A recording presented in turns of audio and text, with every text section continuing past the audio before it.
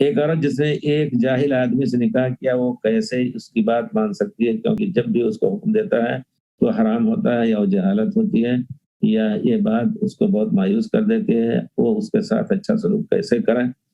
ہونا یہ چاہیے عورت کا موقف بہت ہی مضبوط ہوتا ہے جب کہ وہ اچھے اخلاق کے ساتھ شوہر کو قابو کرنے کی کوشش کرے۔ کہتے ہیں کہ بہرحال جس طرح شیر کو آدمی قابو میں کر لیتا ہے اسی طرح عورت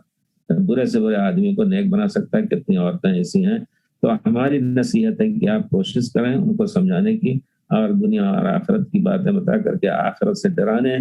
اور پھر نماز روزہ نہ پڑھنے یا غلط کام کا حکم دینے کی یا حرام کام کرنے کا حکم دینے سے ان کو روکنے کی کوشش کریں، آہستہ آہستہ سمجھائیں۔ اگر مایوسی ہو رہی ہے ہزار سمجھانے کے بعد تو مدد لیں کسی اور سے، جلدی نہ کریں، کیونکہ روزانہ ہماری بچیاں ایک دوسرے کے گھر میں جائیں، یہ صحیح نہیں ہے کہ ایک جگہ اللہ نے جب اختیار کر لیا پریمتا تو اس کی اصلاح کی کوشش کریں، بلکہ اس پر اجر بھی ملے گا۔ تو ہونا یہ چاہیے کہ کوشش کریں، لیکن واقعی اگر آدمی کی حالت ایسی ہے کہ وہ قبول نہیں کر رہا ہے صحیح بات کو تو پھر اس سے طلاق لینا،